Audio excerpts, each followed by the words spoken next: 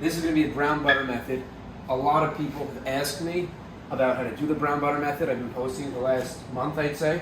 There I am. I found this on YouTube from, I think it was Frank Piazzano or some really Italian name, who's a chef in the city, has a bunch of restaurants. And there's literally, that's the only video on it. And I ended up doing it once. He advertised it as the best way to cook a steak, get the best sear on it indoors with no smoke. And you're gonna see, like, this doesn't even have to go on what's it called? The fan. Oh my God. No, you're good. So yeah, basically these have been left out, room temperature, and I didn't salt them. Normally, if I'm cooking it on the grill, I'll always say to pre-salt it. This method, no, leave it out, room temperature, let them come up. And you're gonna see here, I mean, look, these are two good examples. I mean, that's like 3 inches thick. Easy 3 inches thick. So for this, the thicker the better. I got room for 7. That's what I'm gonna go with. So what you're gonna do is, again, not salt it until you're ready to throw them on the pan. So let's go take these two, I'll save these two, this one, and these two. Morton's kosher salt, I like using a coarser salt. And the only thing I will say, that his method he uses pepper. I'm not gonna use pepper. If you were to use pepper, this is the one you do it on, if you're gonna make it that way. Just don't feel like it, not the one, still. So you're gonna see a lot of salt. You want this to be essentially, think about how thick this is. You want this, you come a little closer, to be literally covered everywhere with salt. And again, don't salt this until you're ready to start the pans. Boom. I'm not going to show you every one, we can cut it after, but wherever salt can stick to it, you want it to stick. And you want it to be there, because that's what's going to help develop the crust. Again, pepper does probably give you a slightly better crust, I'm not going to argue that, but at the same time, I'm just not a pepper fan. I'll salt the rest of these, and then we'll pick it up again when I add the butter to the pan. Does it look like I'm trying to show off a little bit? Okay, so basically you start with cold pans, cold butter. Kerrygold's probably the go-to butter. You're gonna need the butter. Garlic is optional. It's just, you could do it how you like it.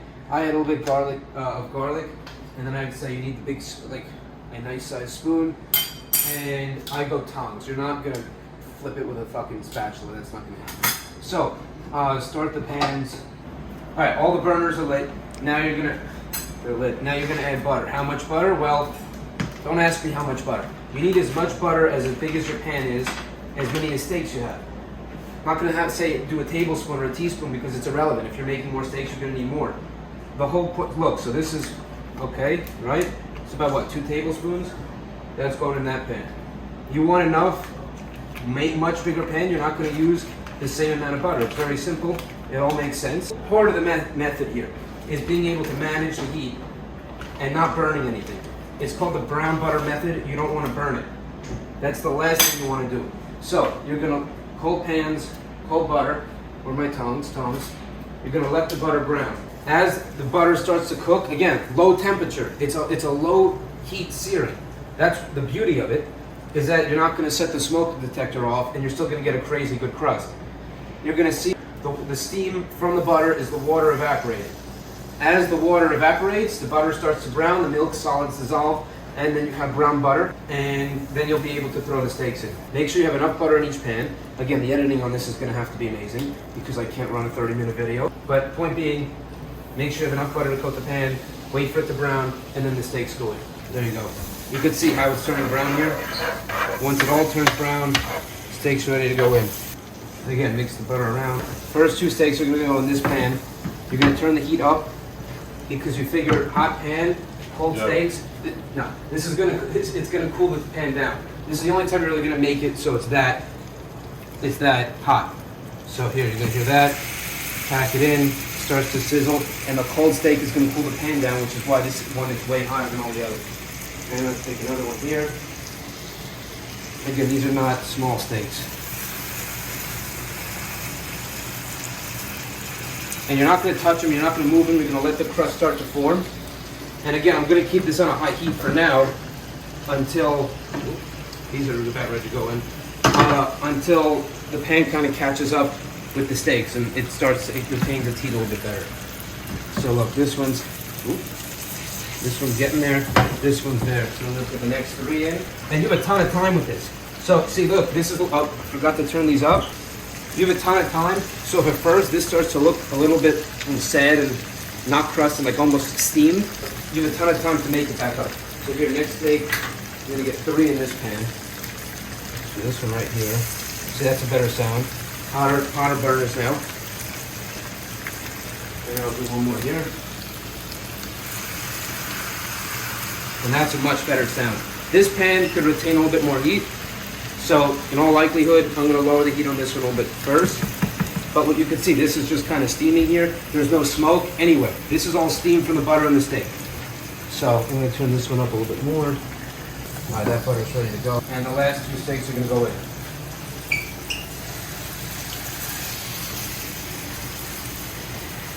Again, this one I promise you, this one did not have a good sound when I put it in. Not that much heat there. You can move them around. If you were to throw this in a hot pan, it would have been smoke everywhere. You could tell that this is kind of at a good temperature. Actually, this is getting a little bit hot. So it's gonna lower it a little bit. Again, as long as the butter's not burning and you don't see smoke, you're pretty much good. This pan's looking a little hot right now. Instead of lowering the temperature here, how about just put the steak and it's gonna cool the pan down? And then watch this. Look at the crust that's developed in this. And we haven't even started. This is like what, 5 minutes in so far? So you have plenty of time to get this even better and even deeper. And you could tell the smoke went away right away. Because that's now a cold steak on a hot pan. Now let's see this one. These again, I think I'm gonna end up moving because again, you can see here, it's not searing as nicely as you want it to yet, but again, you have a ton of time. That's burner's a weaker burner. But here, these are ready to flip. This one's going. That's nice. Ooh, that's gorgeous. Oh, that's a little hot. Garlic, optional. I go for it. After the first flip, you could probably throw. This pan is so not big enough for this, but it is what it is. Let's see. Just trying to get a bunch all in there. It's gonna flavor the oil. It's more of an accent. You're really not gonna taste the garlic. But this garlic's gonna be amazing. Was I trying to show off a little bit, doing 7 steaks at once? Maybe. So what I might do next is switch these 2 pans, because again, this burner is gonna run a little bit hotter. This one's not as strong, and I'm gonna get a better crust on these. What's the other thing that people say? Oh, how do you know when it's ready? It's another great question that people ask. How do you know when it's ready? Should you know, well, if you're not gonna keep a timer, well then what? Well, how about this? How about feeling it? If you notice, in almost every time I'm cooking a steak, you start feeling it. And as it's raw, again, I'm almost quoting Frank word for word, if it's raw, you're gonna press down and there's gonna be very little resistance. It's just gonna stay there. As it cooks, it's gonna tense up a little bit. Again, you could use a thermometer. I say it's better to learn to just do it this way. So, okay, what I'm gonna do next, I'm gonna switch these 2. That's fucking heavy. Just because this one, I want to catch the pan back up. And again, I can always move the steaks pan to pan. Now I'm going to switch these 2 back. I finally got some good color on these. I'm going to start basting. The last little bit of garlic's going to go in this one. It's not the most ideal scenario to have this little space. Again, at 7 steaks, a lot to manage. When you're doing 1 or 2, or at least just 1 pan, it's a much easier process. Again, I'm going to flip all these again. This pan is a little cold now because it was on the burner that wasn't so strong. But look at that. I mean, look at that crust. And I'm going to start basting on this pan next. Again, no burning, no smoke. Oh, this is going to be great. And it's a lot of butter. People say, oh, there's too much butter. You're not eating all this butter. I'm not going to sit here and eat a stick and a half of butter. It's never going to happen. So stop acting like I am. You're using the butter as a vehicle to cook the steak. It's as if you're frying it in oil, but it's grass-fed butter. The only thing I'll say is, don't set timers, just kind of learn to know how long each one's been on each side, because you don't want to cook it so that this is on 10 minutes and you flip it and the other side only gets 2 minutes. But again, that all just comes with practice. I'm going to flip these now and put them on their fat side down, if you can see that, right? So I'm going to drop it fat side down and start rendering the fat on some of these. And that's going to also crisp up the fat, and that's going to be great. So we'll switch these 2 pans again. That way they kind of have even color. Oh. And it still needs a lot of time. This pan has to get caught back up again. What's going to end up happening is this pan's going really well. That pan's really strong. This one isn't as strong. I'm going to start taking this steak and putting it in that pan. And start building the crust on these. And take one off. Like, look. Let's see. Here's a good one. Watch this. Put these 2 down. I'm gonna take this nice one here. You can hear that sizzle already? Right, place it here, don't worry about that part. I'm gonna take this one, and you can see, much weaker crust. Down on the pan that's hot and going at a better temperature. I'm gonna take this one and put it here. It's all, you can all change everything as you go. No one steak has to be in one pan the entire time. See, this one again, almost no color. Pan wasn't hot enough, butter wasn't hot enough, that's fine. I'd rather show you the mistakes. So I'm gonna take one of these steaks that has, look at this crust. Like, wow. And put it in here. Now you have two steaks in here, both with great crust, and guess what's gonna happen with this one? I promise you, this steak, right, this is the top side, it hasn't been in the butter yet. That bottom side looked exactly like this, about 2 minutes ago. Already, we have better crust forming. These two are on their side, rendering the fat, that way the entire side is nice and crusted. The whole steak you want, as best as you can do it. With thinner steaks, should be more concerned Right. about overcooking them with trying to get a crust. Thinner steak, like if you're talking steak that thin, don't do this. Right, but if you're talking at least 1.5, 2 inches thick, do it, just be cognizant of it's thinner. You're gonna have less time to get the crust and still have a good medium rare. Look at this. And the butter is getting infused with the garlic. Again, people wanted a video, they better fucking watch it. Because you know something, this is just a masterclass at this point. And I hope they come out great so I don't look like a fucking idiot. But,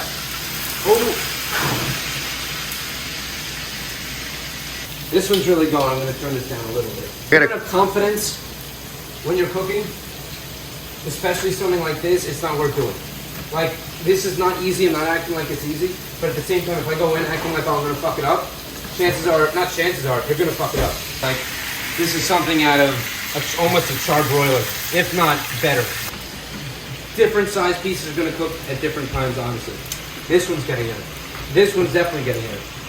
Again, you can feel it. This one, honestly, this one might be the first one off. As you basically cook a steak, the muscle fibers, that's fantastic, are going to contract and get very, very tense. Right? So if you cut into it right away before the juice has a chance to redistribute, you're basically going to cut it open, and the juice is going to run all over the board as opposed to being in the steak. And again, this is by feel. I'm not sticking a thermometer in it. If you want to do that the first few times to help you learn, okay. But try and learn and use that as a guide. And again, these are on there so long. Am I mad that I do have so much time to baste because I'm managing a lot? No, because, I mean, look, the butter is plenty of time in here. Okay, this one's getting a little hot. You see there's a lot of smoke coming up. I'm going to lower the heat here. I want these resting 20 minutes. I mean, half its cooking time. So 15 minutes at the very least. It's a thick steak. You have plenty of time. You don't have to rush. You don't have to panic. All two of these look like they were boiled the first 5 minutes. There's nothing boiled now. Everything looks fantastic. One steak left in this pan, right? Why not turn the heat down a little bit? You've had these cooking for 20 minutes. It's going to continue to cook. These are still cooking. They're on the fire. They're still cooking. If you're using 1 or 2 steaks in the same pan, you should be continuously basting. There's no excuse not to baste. If you're trying to manage 2, 3 pans, then all right. It makes sense that you don't have time to baste. Garlic's done on all these. You're gonna start picking it out. And this, if you're a garlic person, I don't know why you wouldn't be a garlic person. This is second best garlic you're gonna have. The best garlic is if you confit it, which is topic for another day. Last clip. Morning. 7 steaks. All right, steaks now rested. Moment of truth, I guess you could call it. Well, I mean, some of them are rested enough. Again, pulled different times. This one feels good. American Express cutting board, of course. Cutting it. Ooh. Yo, guys, you know, Ooh. this is directed at Wadden.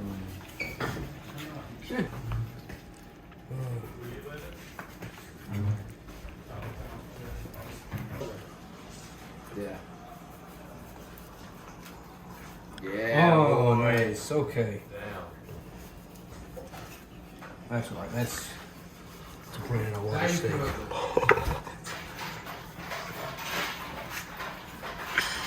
I mean, that's gorgeous. These have been resting. This is the second wave of steaks. Just to recap, and I'll start slicing these open. I'm pretty confident with how they are.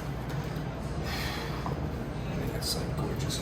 But basically, whole thing brown butter is, again, cold butter, cold pan, brown the butter, don't let it burn, at least 1/4 inch worth of butter in there.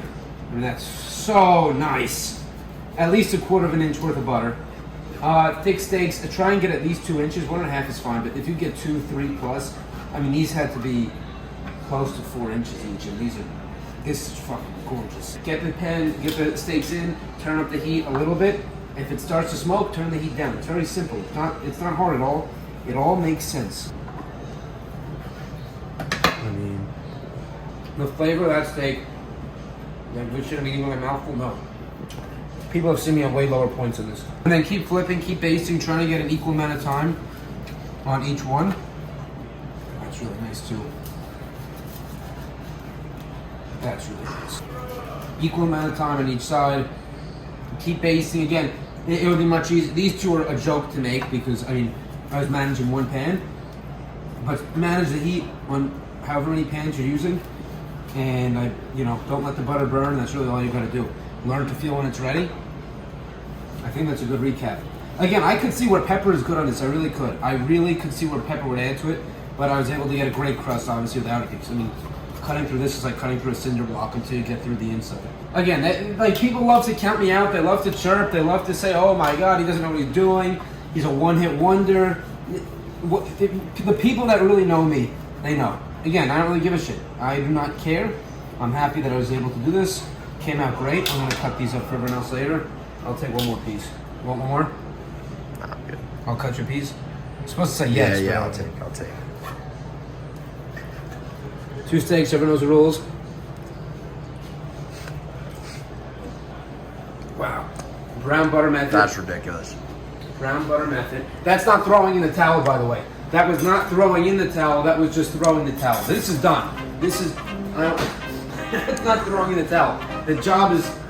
Tonight's job is finished. The job's That's never all it finished. is. Instead of that's your review, that's your tutorial.